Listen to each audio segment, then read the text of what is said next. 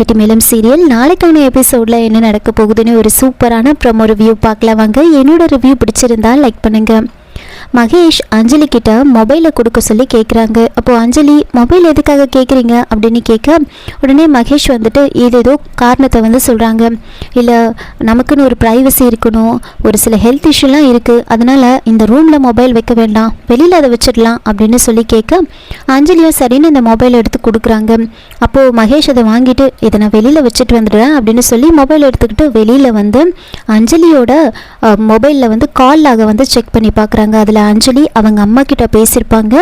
எவ்வளோ நேரம் பேசியிருக்காங்க அப்படின்னு ஃபுல்லாக பார்த்துட்டு 1.5 மணி நேரம் பேசியிருக்காளே அப்படின்னு யோசிச்சுக்கிட்டு ஒரு சில செட்டிங்ஸ் எல்லாம் மாற்றிட்டு மொபைலை வெளியே வச்சுட்டு ரூமுக்கு போகிறாங்க.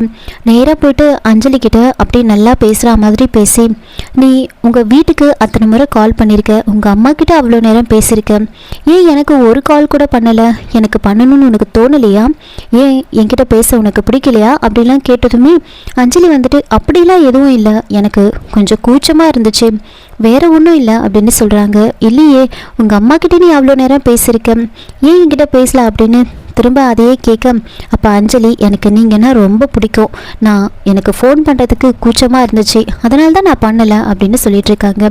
அதுக்கப்புறமா மகேஷ் நீ இன்னைக்கு சமைச்சு வச்சுருந்த டிஷ் எல்லாமே ரொம்ப நல்லா இருந்துச்சு அப்படின்னு அஞ்சலியை பாராட்டிகிட்டு இருக்காங்க. மறுநாள் அஞ்சலி நல்லா தூங்கிட்டு இருப்பாங்க. அஞ்சலிக்கு முன்னாடி மகேஷ் எந்திரிச்சு எக்ஸசைஸ் எல்லாம் பண்ணிட்டு இருப்பாங்க. அஞ்சலி எந்திரிச்சு பார்க்குறாங்க. மகேஷ் அங்கே இல்லைன்னு தெரிஞ்சதுமே வேகமாக எந்திரிச்சு வராங்க. ரூமில் மகேஷ் எக்ஸசைஸ் பண்ணிட்டு இருப்பாரு. அப்போது அப்படியே மகேஷ் கால் தடுக்கி கீழே விழ போகும்போது அஞ்சலி போயிட்டு தாங்கி பிடிக்கிறாங்க. ஒருத்தர் மாற்றி ஒருத்தர் அப்படியே வந்து கண்ணையே பார்த்துட்டு இருக்காங்க. அதுக்கப்புறமா அஞ்சலி நீங்கள் ரொம்ப டயர்டாக இருப்பீங்க, இருங்க நான் தண்ணி எடுத்துகிட்டு வரேன் அப்படின்னு சொன்னதுமே மகேஷோட முகமே மாறிடுது. இல்லை வேண்டாம் எனக்கு அப்படின்னு சொல்கிறாங்க. அப்போது அவரே வந்து ரூமுக்கு போயிட்டு தண்ணி எடுத்து அவரே குடிக்கிறாரு. பின்னாடியே அஞ்சலி போகிறாங்க.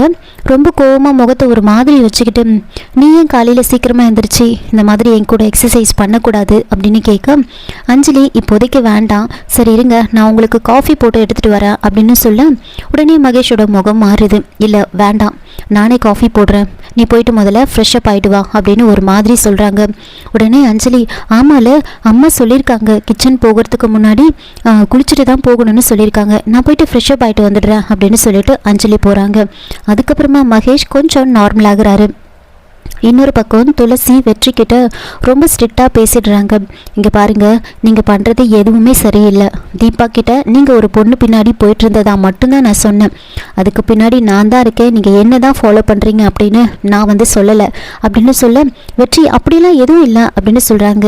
என்ன இல்லை அன்னைக்கு நீங்கள் செருப்பு வைக்கிற மாதிரி நின்றுட்டுருந்தீங்க அப்படின்னு சொல்லி ரொம்ப கோவமாக கேட்க, அப்படிலாம் இல்லையே உங்களுக்கு எப்படி இதெல்லாம் தெரியும் அப்படின்னு கேட்க, ஏன் தெரியாது, நீங்கள் முகத்தை மூடிக்கிட்டா எனக்கு தெரியாதுன்னு நினச்சிட்டு இருக்கீங்களா, இங்கே பாருங்கள் இதே மாதிரியே நீங்கள் பண்ணிட்டு இருந்தீங்கன்னா அதுக்கப்புறம் ரொம்ப தப்பாக போயிடும், இது மட்டும் வெளியில் யாருக்காவது தெரிஞ்சா முன்னாடி இருந்த மாதிரியே உங்கள் குடும்பத்துக்கும் எங்கள் குடும்பத்துக்கும் இருந்த உறவு வந்து ரொம்ப மோசமாயிடும் தெரிஞ்சுக்கோங்க, தயவு செஞ்சு இதெல்லாம் விட்டுருங்க, உங்கள் குடும்பமோ எங்கள் குடும்பமோ முன்னாடி எப்படி இருந்துச்சோ அந்த மாதிரி மோசமாக ஆகக்கூடாதுன்னு நினச்சிங்கன்னா இதெல்லாம் மறந்துடுங்க விட்டுருங்க அப்படின்னு வந்து துளசி ரொம்ப கோவமாக வெற்றிக்கிட்ட சொல்லிட்டு போயிடுறாங்க.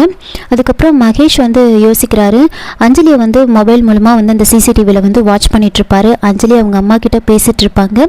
இவ்வளோ நேரம் என்ன தான் பேசுகிறா, பேசாமல் நாம் ஒன்று பண்ணலாம், மைக்கை வந்து ஃபிக்ஸ் பண்ணிடலாம், அவள் என்ன தான் பேசுகிறா அப்படின்னு நாம் கேட்கணும் அப்படின்னு வந்து மகேஷ் வந்து டிசைட் பண்ணுறாரு. இதோட இந்த ப்ரோமோ வந்து முடிச்சிருக்காங்க. என்னோட ரிவ்யூ பிடிச்சிருந்தா லைக் பண்ணுங்கள், மறக்காமல் சப்ஸ்கிரைப் பண்ணுங்கள். தேங்க்யூ.